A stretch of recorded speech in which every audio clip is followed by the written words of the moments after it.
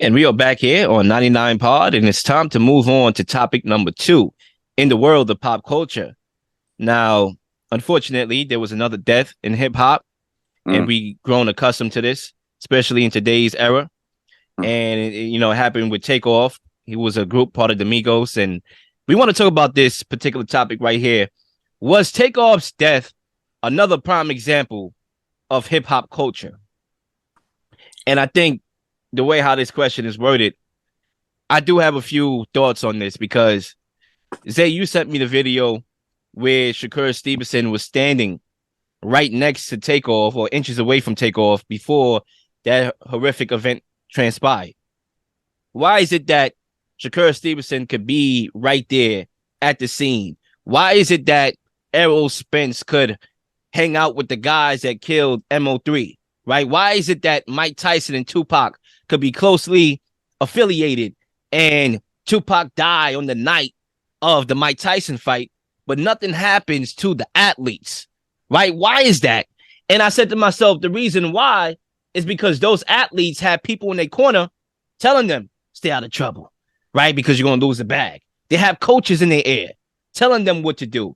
And when it comes to a lot of these rappers, they don't have the right people in their ear. They don't have the right people in their circle. They have a bunch of yes men that allowed them to, do certain things and put themselves in harm's way, right? And it's funny to me because, well, it's not funny. It's a sad thing. But it's very interesting that when you look at hip hop, and I'm going to quote Melly Mel on this one, because he said he was asked about hip hop up to date. And he said hip hop up to date is nothing more than somebody talking shit. There's no substance in it. It's somebody talking shit about what they own, what they have, and flashing it to people who's jealous of what they have. And what they want is what you have. And I think it creates a culture of violence. And that's why when it comes to athletes, we don't really see this a lot with athletes, but we see it a lot in rap. They get money too. Yeah. They get money too. They rich too. So why is it not happen to athletes the same way it's happening to rappers? It's because of the promotion of the violence, right? As a whole, as a cohesive. So that's one. Another one, and I'm going to throw the rock back, is also, I call it predictive programming, in the sense where a lot of these rappers that pass, Tupac, talking about I'ma die, young, this and that. Biggie, his albums, Life After Death, Ready to Die. X, he had his last video was him in a coffin before he died. And in this one, my friend sent me a video of Offset at a dice game. It was Amigos video. Zay, you probably know about that. I'm not privy to that, but he sent me the video and there was a shooting. There was like a big commotion. Like, I think a lot of this is also predictive programming. What you project in the universe happens to be true. So between that and the culture in general, I think this is another example of hip hop culture, and it's unfortunate.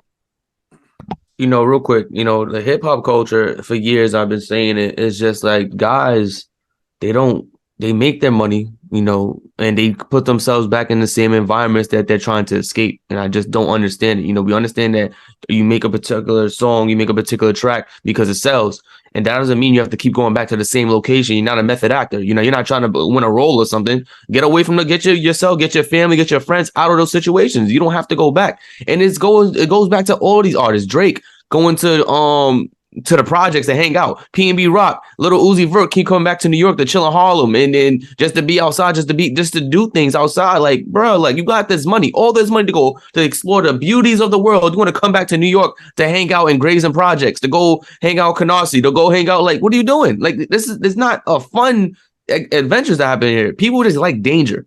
And I realize that people want to be around danger because it gives them a thrill in life. It gives them that little endorphins that make them anxious. So they don't know what's going to happen. They want to be around that kind of anxiety. And I do not understand it. If I had the money they have, I'm not going to be here no more. I'm out. Gated community, chilling. There's not going to be nothing happening to me. Like, I don't understand why people want to put themselves in predicaments where they could potentially lose their life, lose everything they worked hard for. And on top of that, they put themselves, it's like a selfish endeavor because you're putting yourself in a situation where your family has to deal with it now moving forward. And then your friends, your family, everyone has to deal with that heartfelt kind of situation. And it's like these guys, it's unfortunate because Takeoff wasn't the guy that was supposed to be Apparently he was just chilling. He just stood up, and it was the person that got shot. And the worst part about it was the person that it was in his entourage that shot him because he shot inaccurately. He didn't aim the gun. He shot him accidentally because he didn't know how to shoot a gun. That's disgusting. Wow. You know, it's horrible and stuff of that nature. But then you got boxers, Shakur Stevenson. He could have lost his life during that situation, during that endeavor. He's probably scarred for life witnessing that in front of his face. We don't know I don't know, what he's been through in his life. If he's been. He from Newark, bro. He good. He saw a lot. But hey, like we don't know because it was point blank range. That happened right next to him. Literally, Shakur Stevens was on the left hand side and Takeoff was on the right. It was right next to him. Who knows what happens to him moving forward? We don't know if his boxing career is in limbo due to just seeing that right in his face happening live, where his life could have been taken.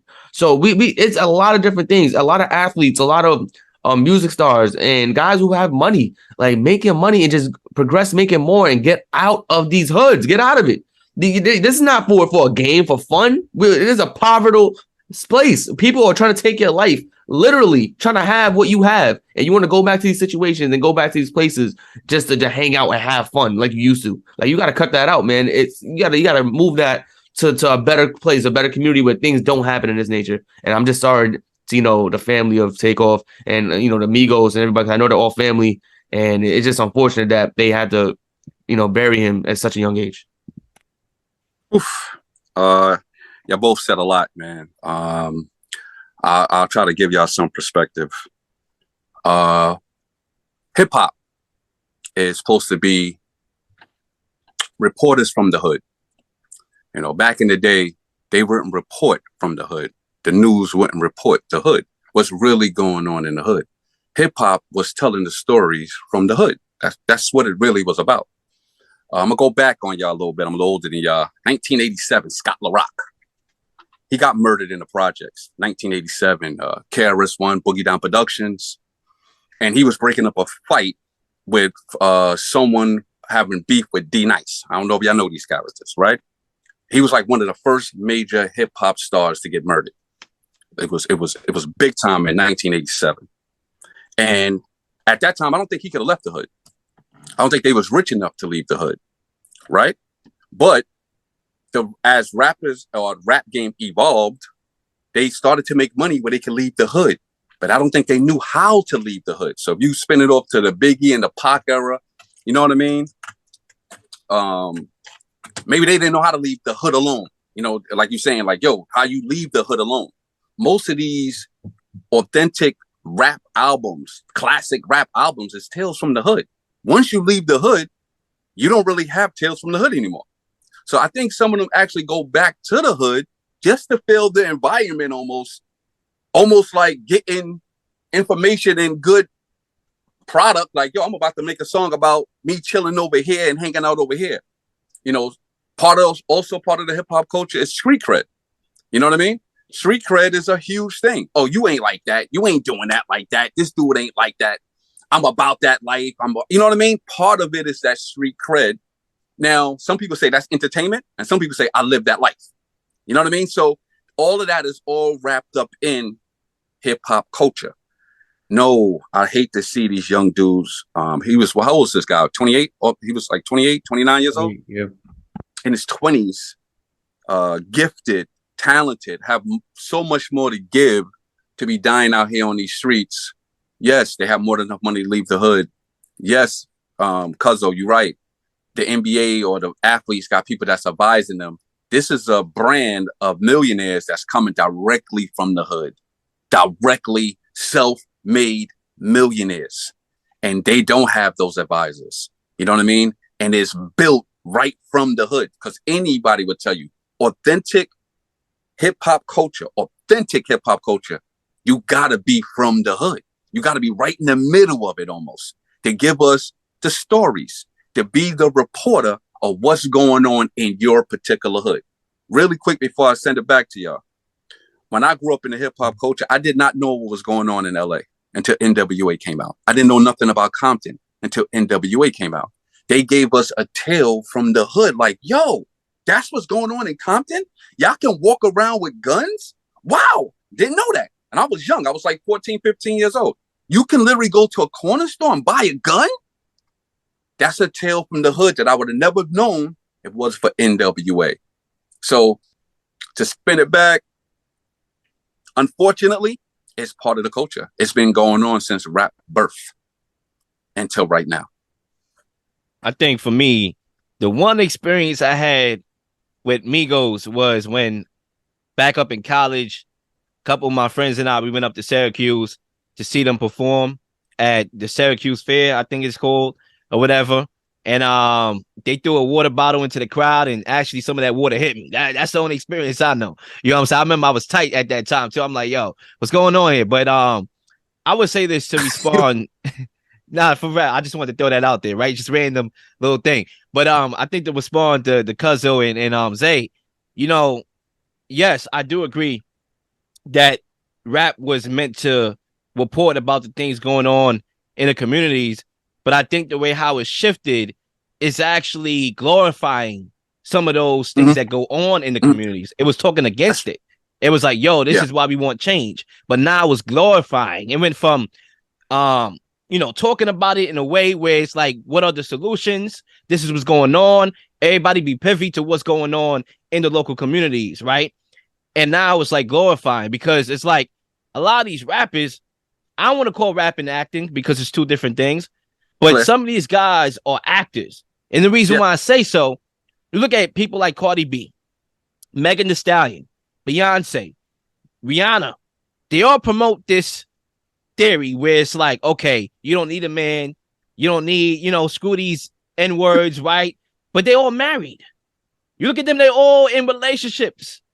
And they promoting, different things, and they're not living like that. Like Rihanna is going from guy to guy, like she's in a relationship right now.